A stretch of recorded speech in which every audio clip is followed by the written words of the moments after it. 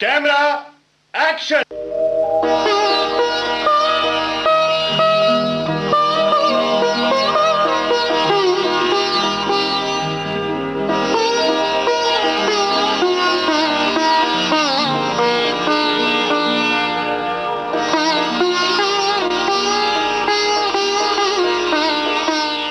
नमस्ते, स्वागत है आप सभी का बॉम्बे टॉकीज में। आज इस प्रोग्राम में कुछ बातें, कुछ किस्से और कुछ गीतों के साथ आपसे मुखातिब हो रही हैं कथा, पटकथा और संवाद लेखिका अचला नागर। आखिर क्यों, निकाह और बागबान जैसी फिल्मों की लेखिका अचला जी के साथ आज की फिल्मी गपशप चल रही है रेणु चतुर्वेदी के साथ।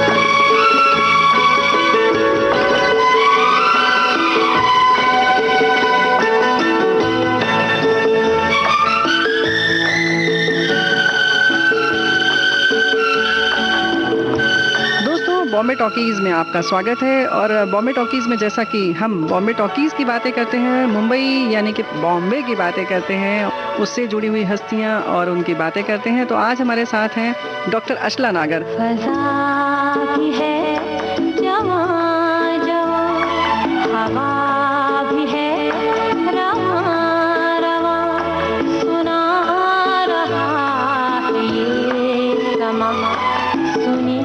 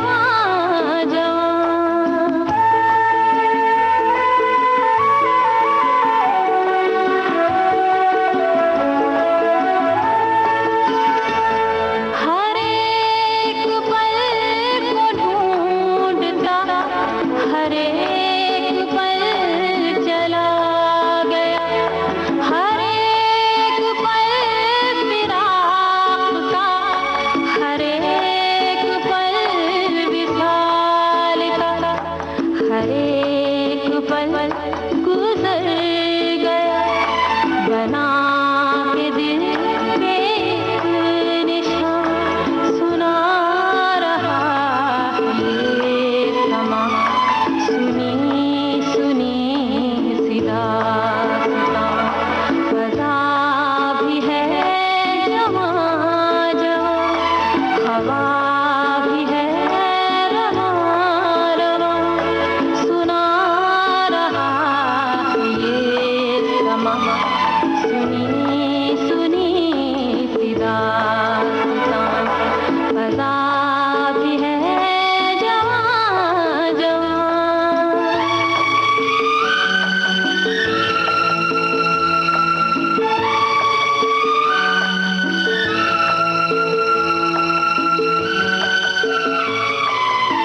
अष्ला जी ने बहुत सारी कहानी, पटकथा, संवाद लिखा है। और आपको जानकारी के लिए बता दें, यानी कि सबसे ज़्यादा जो सफल फिल्म रही निकाह, बागबान। तो बागबान और निकाह और आखिर क्यों जैसी फिल्मों के साथ साथ और अनेक नाम हैं, ईश्वर, निगाहें, नगीना, मेरा पति सिर्फ मेरा है जैसी बहुत सारी फिल्में हैं आपकी झोली में।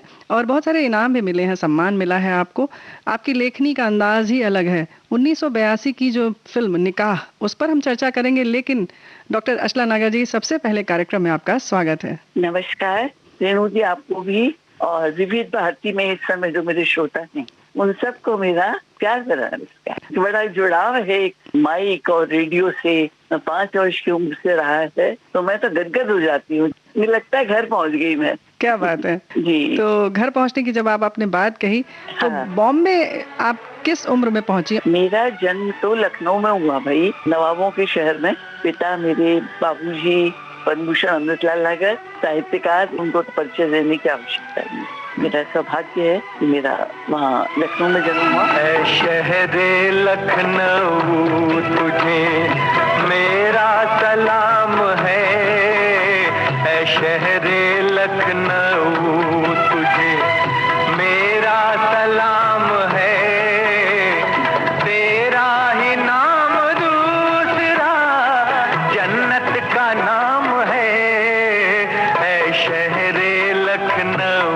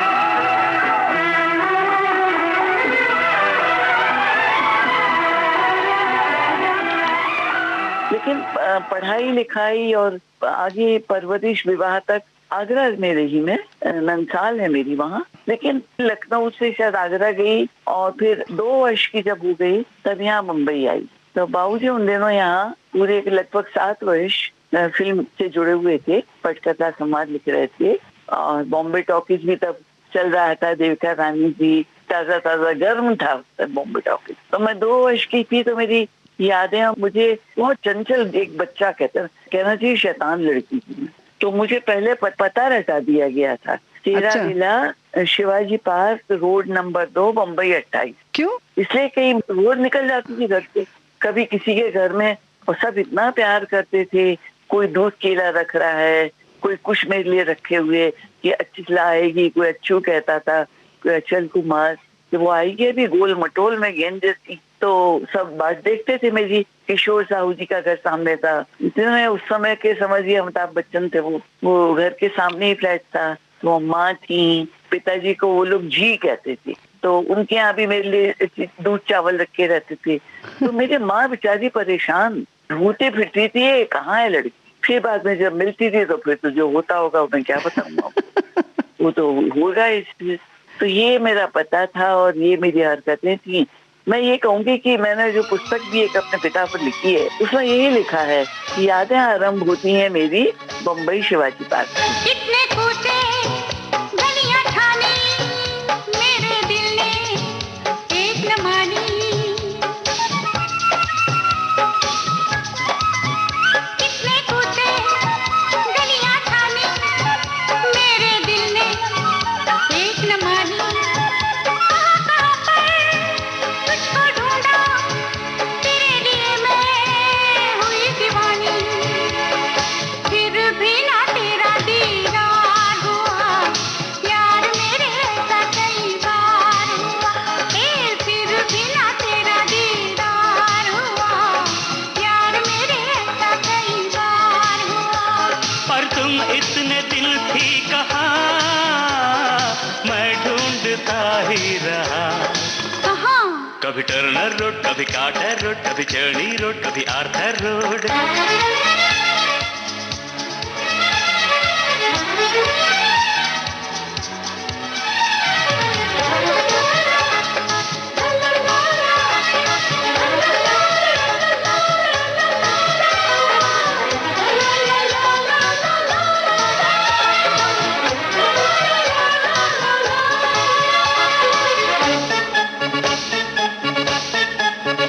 प्रेम पहेली ऐसी उलझी, जोर लगाया पर ना सुलझी। प्रेम पहेली ऐसी उलझी, जोर लगाया पर ना सुलझी।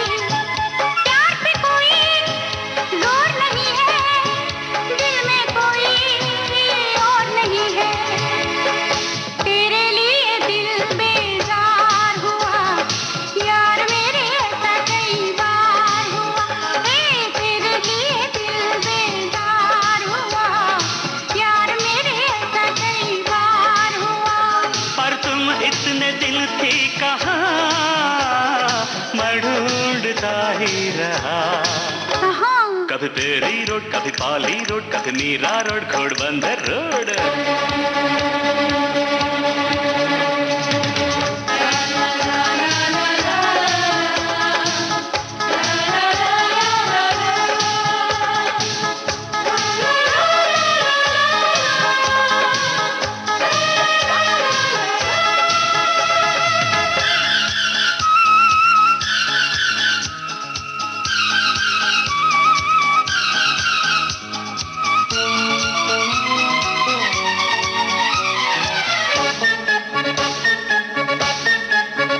ऊपर वाले की है माया, उसने हमको खूब मिलाया।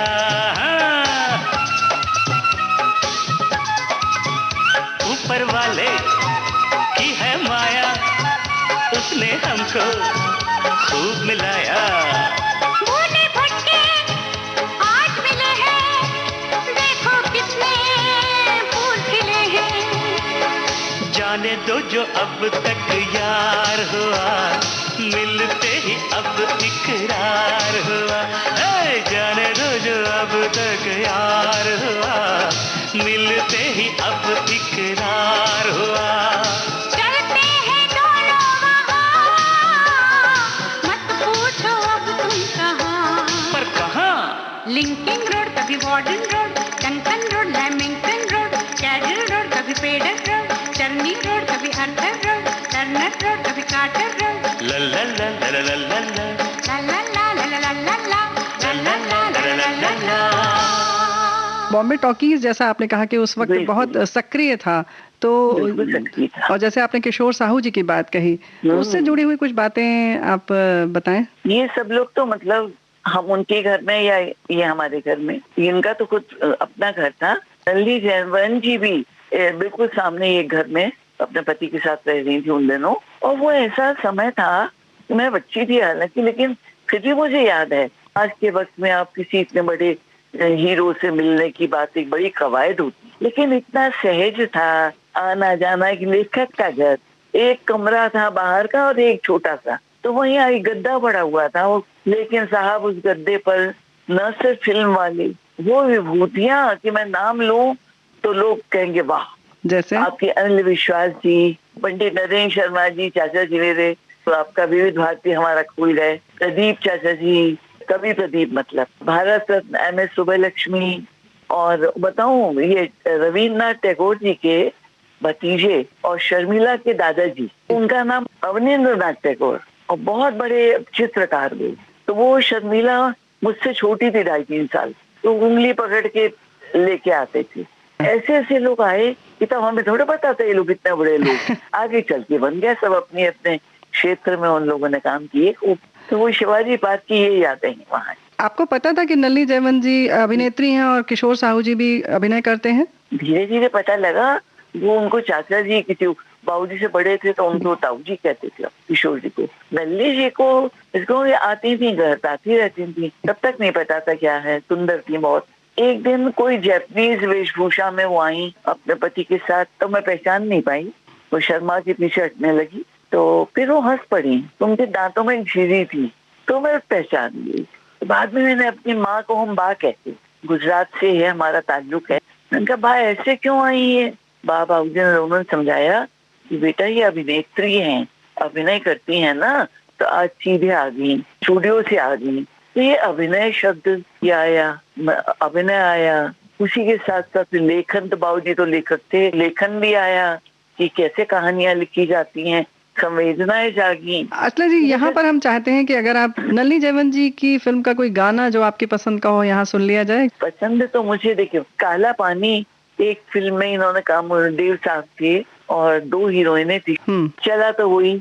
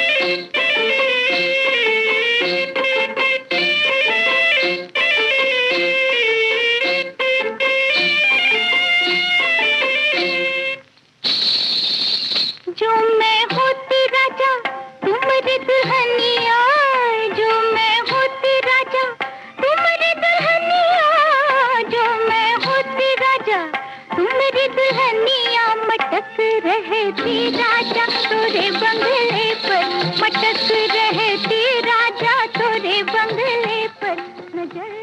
किशोर चाचा जी का तो ये था कि जब बाबूजी बाग को लेकर आए, मतलब मैं भी आई, तो मेरी माँ बहुत सुंदर किशोर चाचा जी की जो माँ थी, माँ ही कहते थे, उनको ही लगता था कि बहू आई है हमारी। वो आती थी और बिल्कुल बहू की तरह मानती थी वो। और एक दिन आई तो कहने लगी कि चलो तुमको शूटिंग पर चलो। अच्छा, शूटिंग क्या था, ये शिवाजी पार्क से, मतलब हमारे लिए तो वॉकिंग डिस्टेंस ही रहा अभी भी। शी साउंड स्टूडियो, रंजीत स्टूडियो, अभी भी है रंजीत स्टूडियो। बाबूजी के छोटे भाई, उनको भी लखनऊ से ले आए थे, वो कैमरामैन बन चुके थे। तो कभी वो उनके सिर चढ़ी, मतलब बाबूजी से तो कम घिरे रहते थे वो, कि चाचा जी और दो उनके कंधों पर घूमती रहती। तो कभी उनके साथ शूटिंग देखने पहुंच जाऊं।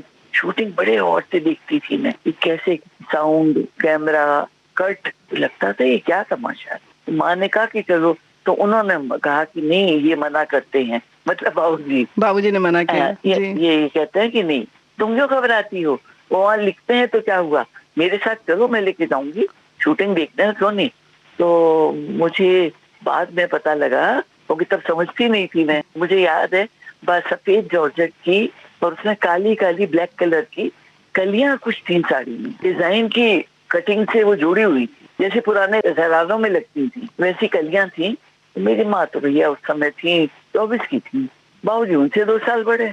तो वहाँ स्टूडियो में भैया सबकी नजर उन पर ही, बाबूजी की नजर उन पर गई तो दूसरों की नजरों के साथ शायद उनको बुरा लगा होगा, लेकिन अब माँ थी वहां पर तो क्या कहते। मुझे मेरी माँ ने बाद में बहुत सालों बाद फिर ऐसे चूना नहीं अच्छा लगा, वो कहने लगी देखो सब तुम्हें देख रहे थे। तो मैंने कहा भाई माँ ले आई मुझे, मैं क्या करती। लेकिन कुछ माँ को मैं बताऊं, क्योंकि मैं बड़ी औरत हो के नाते और औरतों की बात कर रही हूँ, मेरी फिल्में भी औरतों से जुड़ी जाता है। तो मेरी माँ ने बताया कि मुझे कुछ ऐसी बात एक लगी कि मैं उसके बाद बिल्कुल साधारण कपड़ों पर आ गई, और मोस्टली वो वाइट और बड़े हल्के हल्के, मतलब वो जिस तरह से गई थी कि स्टूडियो जा रही हूँ मैं, माँ ने कहा ये पहन लो वो पहन लो, सब देख रहे थे उनको, तो उन्होंने वो अपना कम कर दिया एकदम। आकर्षण का केंद्र बन गई, यानी कि सब लोग उनकी खूबसूरती को देखने लगे। बहुत खूबसूरत, तो बिल्कुल हीरोइन तो पानी मांग रही है उनके आगे। तो इस तरह से किशोर चाचा जी के यहाँ का तो ये था। बहुत फिल्में लिखी बाबूजी ने, उनकी कम से कम नाम तो याद नहीं है, एक सिंदूर याद है, राजा का नाम याद है, लेकिन 4-5 फिल्में लिखी बाबूजी।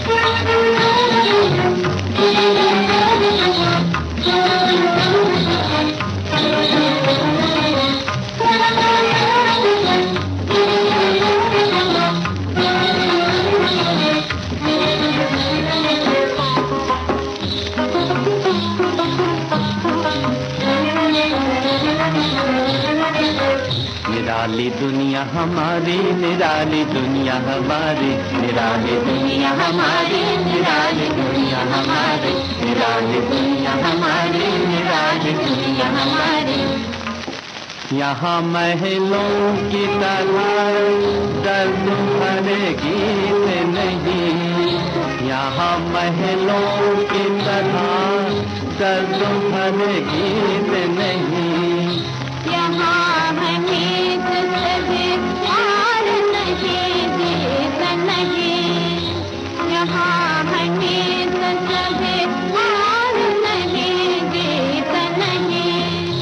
यहाँ हकीकत नहीं घूमती हुई सारी, यहाँ हकीकत नहीं घूमती हुई सारी। निराली दुनिया हमारी, निराली दुनिया हमारी, निराली दुनिया हमारी, निराली दुनिया हमारी, निराली दुनिया हमारी।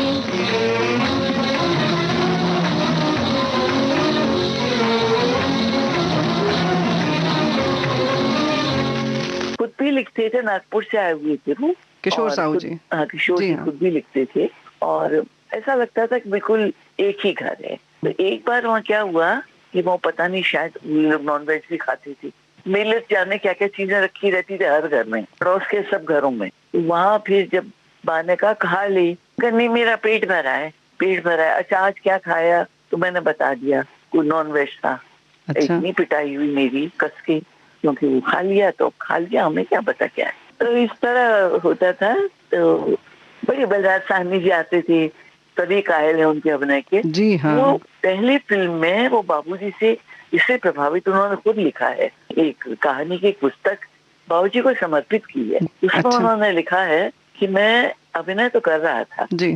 लेकिन पहली बार बतौर लेखक किसी ने मुझे उसके फ्लो को कैसे बोला जाता है, शब्दों पर कैसे जोर बताया, वो अमृतलाल लाल ने बताया। तो ये उन्होंने एडमिट किया है इस बात को। तो बलराज साहनी जी तो मतलब साहित्य से भी जुड़े हुए थे, अंग्रेजी में भी लिखते थे, हिंदी में भी लिखते थे, कहानियां लिखते थे, इतनी सरलता थी उनमें। मतलब उनको तो मैंने बाद में, जब मेरे भाइयों के यज्ञोपवीत मतलब चाचा जी के बच्चों के मुंबई में किए थे, तो वो गलती से एक दिन बाद आए। घर में जो कुछ होगा सब बेचूंगा, जमीन तो बचानी ही पड़ेगी। अरे ये क्या करते हो? सारे बर्तन क्यों घसीट रहे हो? जमींदार की सेवा कर रहा हूँ। पारो, वो हमारी एक गागर थी ना, ओह ये रही। मैं कहती हूँ आखिर बात क्या है? बात क्या होगी, ये सब बेचकर जमींदार का पूरा कर्जा चुका दूंगा। सब तो गया, अब यही रह गया है। जो मर्जी वो करो। पारो, क्या है? तेरा सुन तो, इन सब से तो कुछ भी नहीं बनेगा पारो। तो मैं क्या करूं? और कुछ नहीं तो मुझे भी साथ ही बेच डालो। बाप, जरा गुस्सा तो देखो। अरे तुझे खरीदने की हिम्मत है किसी में? रहने दो अपने चोंचले। पारो। क्या? पार्वती, मैं अजी कुछ बोलो भी मुंह से।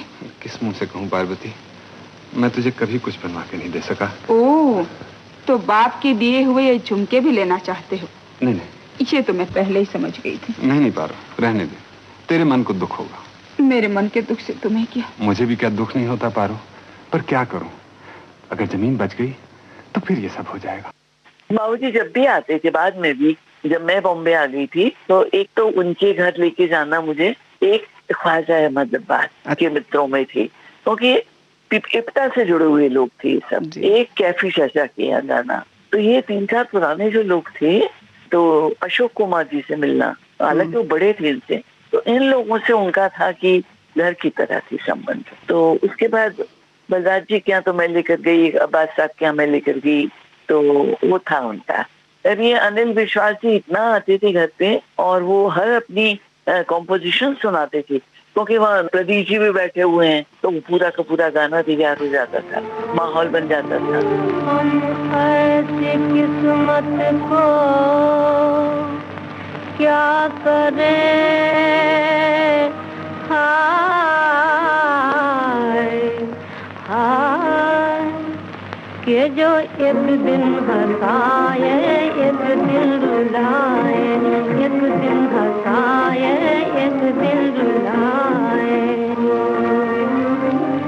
किस्मत हमारी हमी को सताए,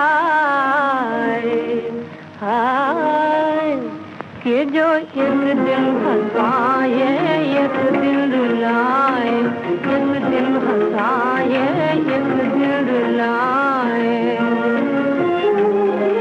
दुनिया में पहले पहल जब वो आई, किस्मत जो आई, तो फूलों के संग संग कांटे भी लाई। हम सबके आंगन में ऐसे बिछाए, हाय, कि जो एक दिन हंसाए एक दिन रुलाए, एक दिन हंसाए एक दिन रुलाए।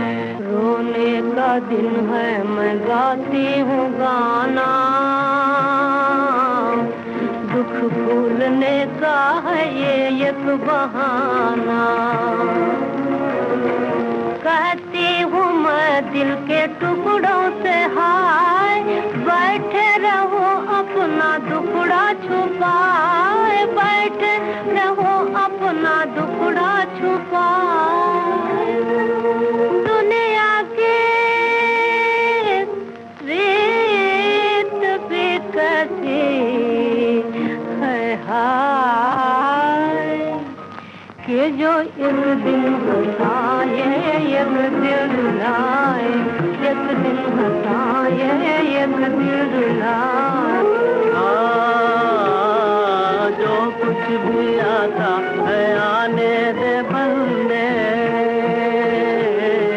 जो कुछ भी आता है आने दे बंदे, जो कुछ भी जाता है जाने दे बंदे, जो कुछ भी आता है आने दे बंदे।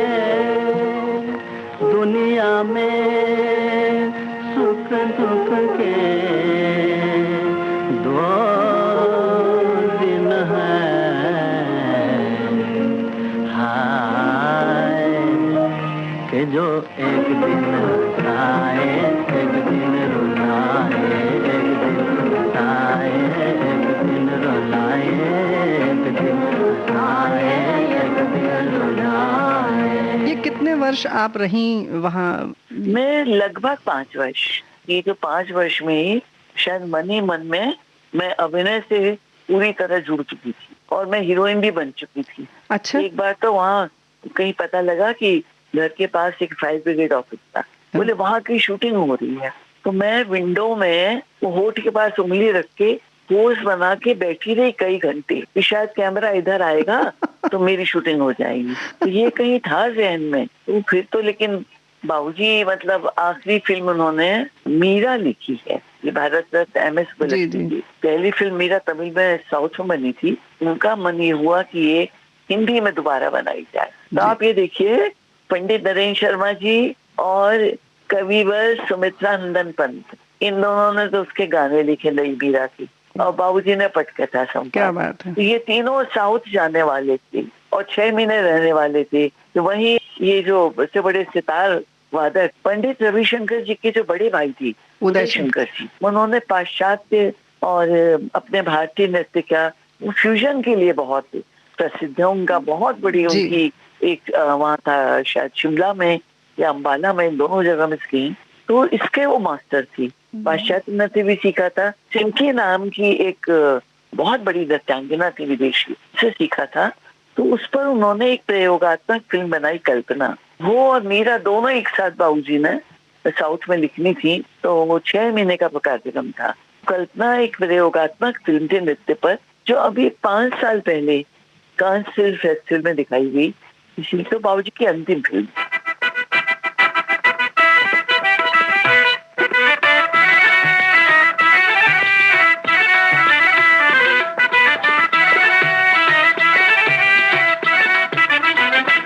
प्यारा प्यारा है समा, सैया जाते हो कहाँ?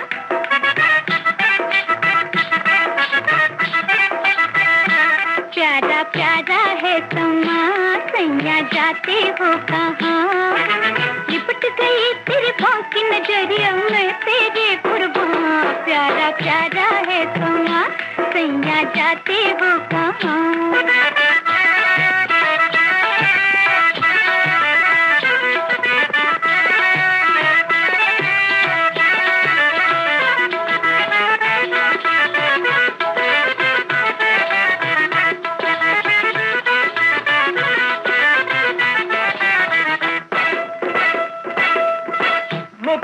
पे हल्की हल्की लाली गुलाब की अखियों से झांकती है मस्ती शराब की। मुखड़े पे हल्की हल्की लाली गुलाब की अखियों से झांकती है मस्ती शराब की।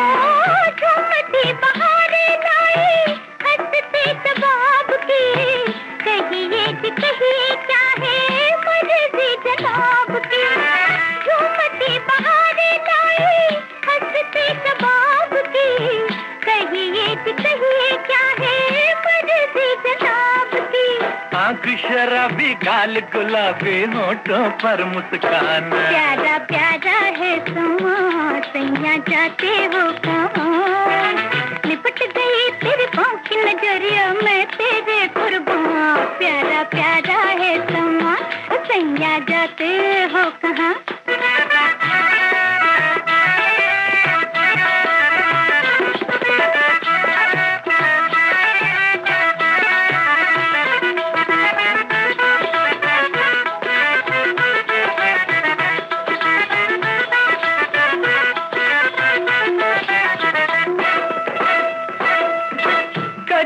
मोहब्बत वाला अखियों में डाल के आई हो कहाँ से लेके नखरे कमाल के।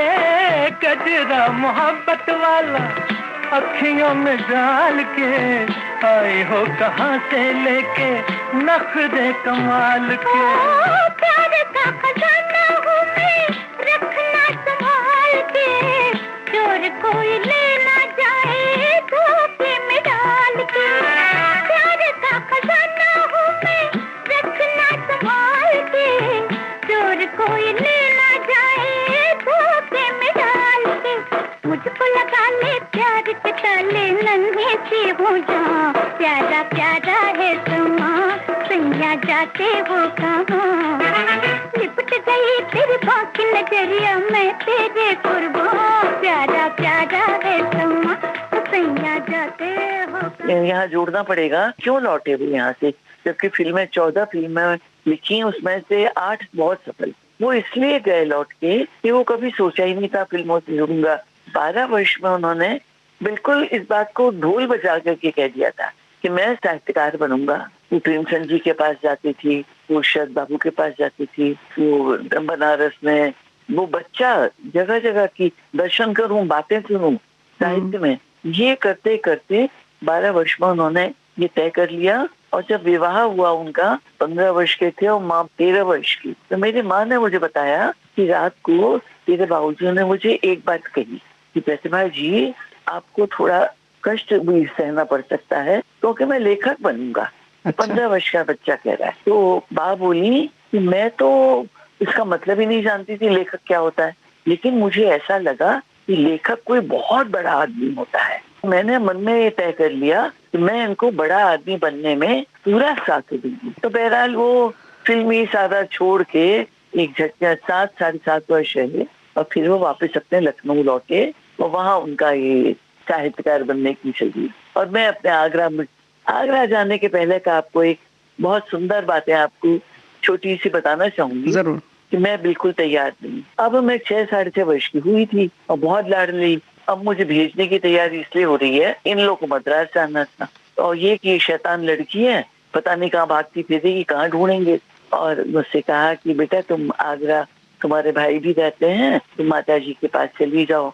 मैं नहीं जाऊंगी, बिल्कुल तैयार नहीं। फिर एक कैसी कौड़ी तो बाद में पता लगी, उन्होंने क्या किया, एक कोई चित्र दिखाया मुझे किसी पत्रिका में और कहा कि ठीक है हम सोच रहे हैं तुझे ले चलते हैं, लेकिन बेटा तू वहाँ ऐसी हो जाएगी।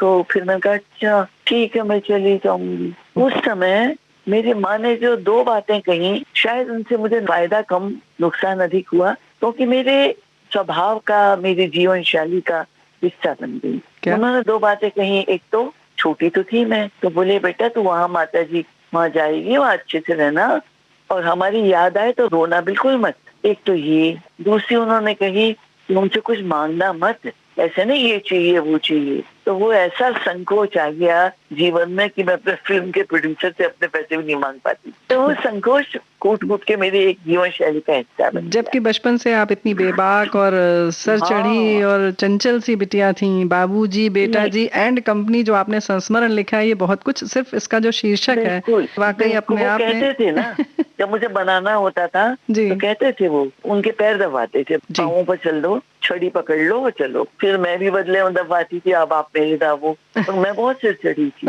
लेकिन हमेशा मैं ये कभी नहीं निकलेगा मेरे मन से कि माता पिता से बहुत छोटी आयु में आज मैं जो कुछ भी लिख पा रही हूँ मुझे ज्ञान ही नहीं है। इतनी पुस्तकें, 21,000 पुस्तकें बाबूजी की लाइब्रेरी में। अब वहाँ होती तो कितना मार्गदर्शन मिलता। और माँ बाप के पास रहते बच्चा एक खुला व्यक्तित्व बनता है। मेरी नानी बहुत प्यारी, माँ भी क्या पालती वैसे, लेकिन वो एक जो होता है वो बाबूजी से सीख पाती, कुछ ग्रहण कर पाती। उस सत्य में कोई कहता है आपको कितनी प्रेरणा मिली लिखने में, सच बात तो ये है कि कुछ नहीं मिला। समझती अपने हैं, बस लिखते चले गए।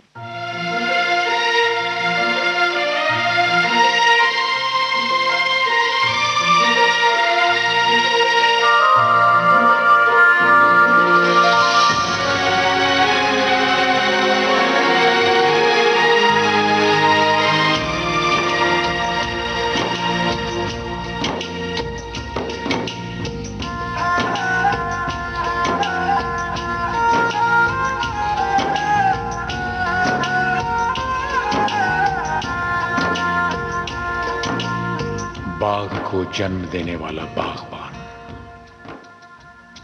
परिवार को जन्म देने वाला पिता,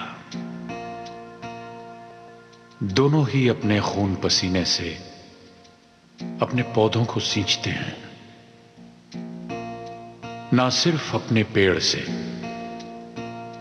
उसके साए से भी प्यार करते हैं, क्योंकि उसे उम्मीद है एक रोज जब वो जिंदगी से थक जाएगा, यही साया उसके काम आएगा।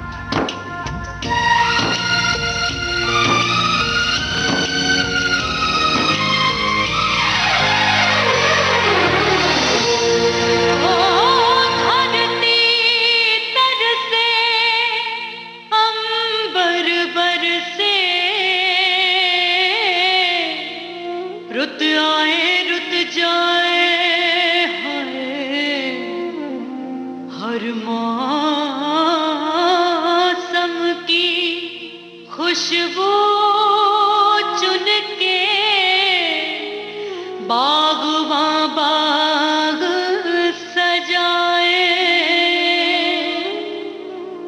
बागों के हर फूल को अपना समझे बागवां, बागों के हर फूल को अपना समझे बागवां, हर घड़ी करे रखवाली, पत्ती पत्ती डाली डाली सींचे बागवां, बागों के हर फूल को अपना समझे बागवां, बागों के हर फूल को अपना समझे बागवां, हर घड़ी करे रखवाली, पत्ती पत्ती डाली डाली सींचे बागवां, बागवां रब है बागवां, बागवां रब है बागवां, बागवां रब है बागवां, बागवां रब है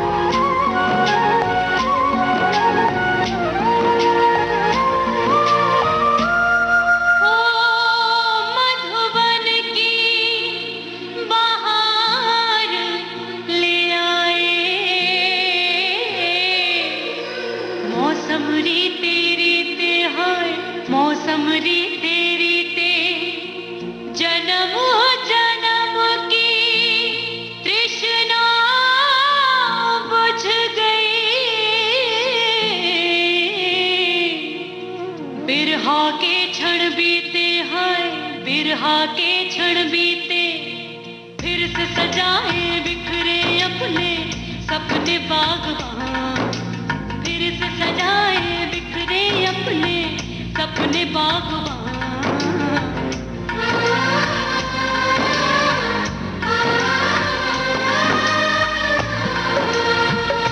बागवां रब है बागवां, बागवां रब है बागवां, बागवां रब है बागवां, बागवां रब है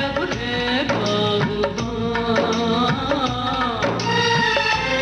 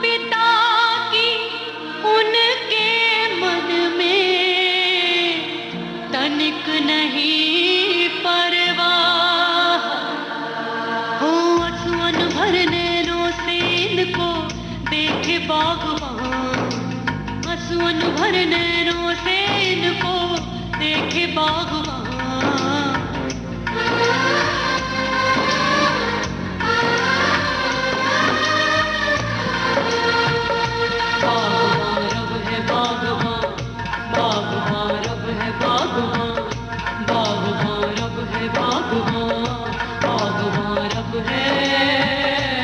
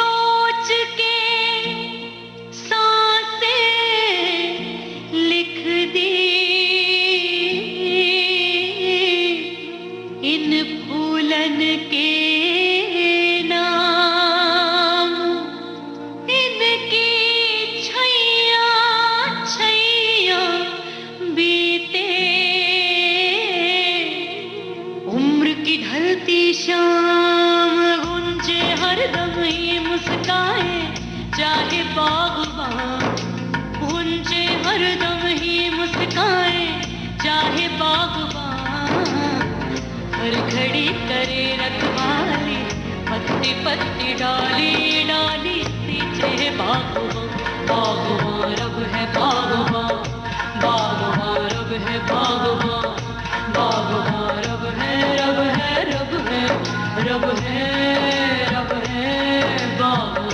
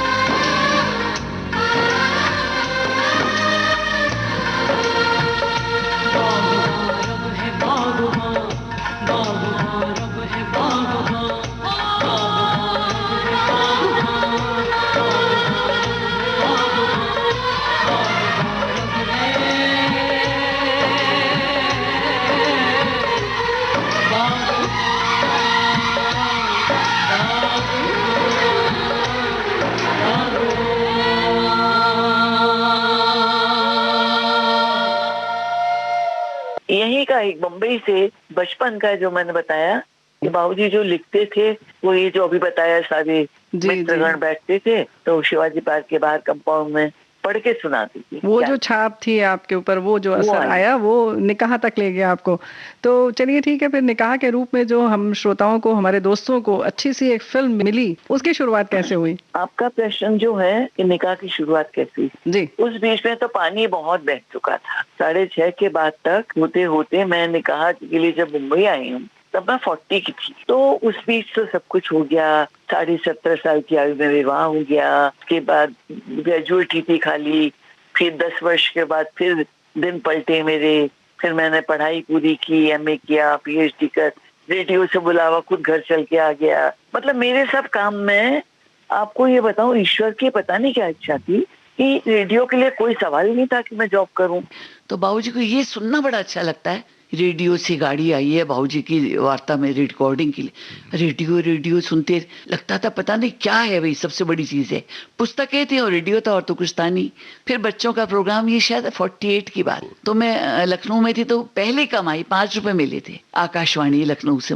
विविध भारती में आना ऐसे हुआ मेरा कि मैं सन 81 में यहाँ आई हूँ। तारीख थी 8 अप्रैल 1981। उससे पहले 10 वर्ष से मैं मथुरा में आकाशवाणी में उद्घोषिका थी। आदरणीय BR चोपड़ा जी ने मेरी एक कहानी पर फिल्म बनाने का इंसाफ का तराजू बना रहे थे। तो एक तोहफा एक कहानी थी, बोले मैं फिल्म बनाऊंगा इस पर। तो ये अब मैं कैसे लिखूं, मैं तो वहां हूँ मथुरा में, छुट्टी कैसे मिलेगी बार बार। तो ट्रांसफर की कोशिश की तो आदरणीय भिक्खू जी, जिनको मैं घर पर बहुत आते, कृष्णचंद शर्मा भिक्खू बड़ा स्नेह करते थे मुझे, तो उनके सामने मुझे रोना आ गया। दिल्ली पहुंच गई।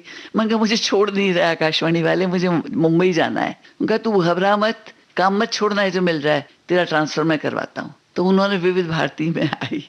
तो मेरी क्यों यहीं बैठ के पूरी निकाह जो एक मैं याद करते, विविध भारती और निकाह दोनों को एक साथ जोड़ती। बीते हुए लम्हों की कसक साथ तो होगी, बीते हुए लम्हों की कसक साथ तो होगी।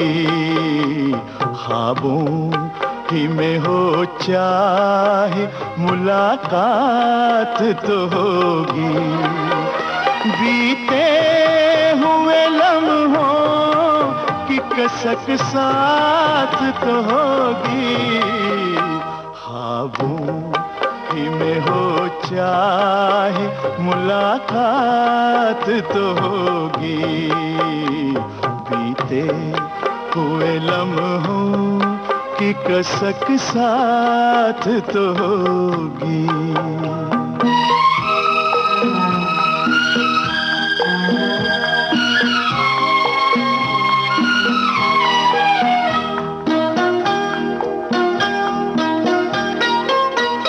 ये प्यार में डूबी हुई रंगीन फज़ाएं,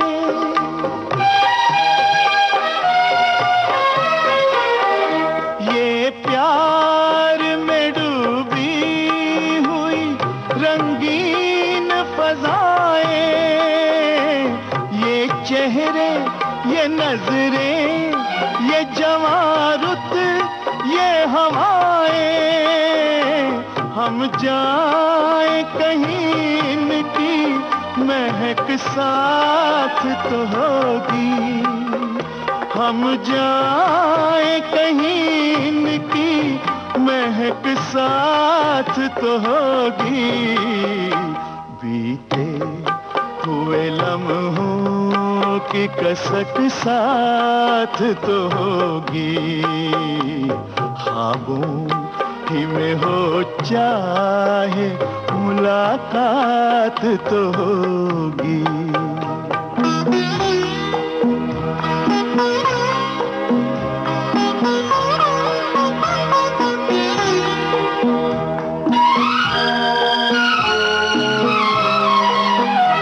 फूलों की तरह दिल में बसाए हुए रखना,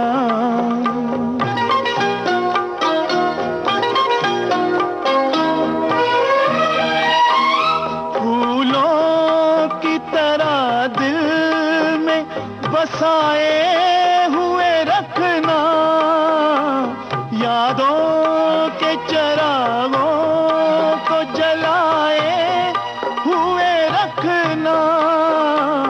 लंबा है सफर इसमें कहीं रात तो होगी।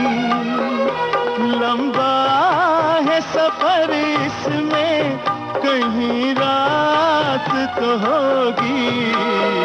ख्वाबों ही में हो चाहे मुलाकात तो होगी।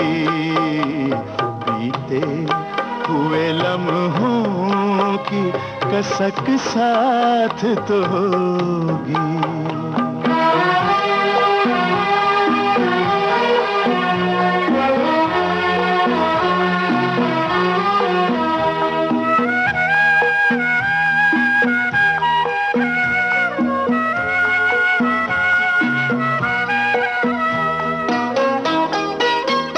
ये साथ गुजारे हुए लम्हात की दौलत,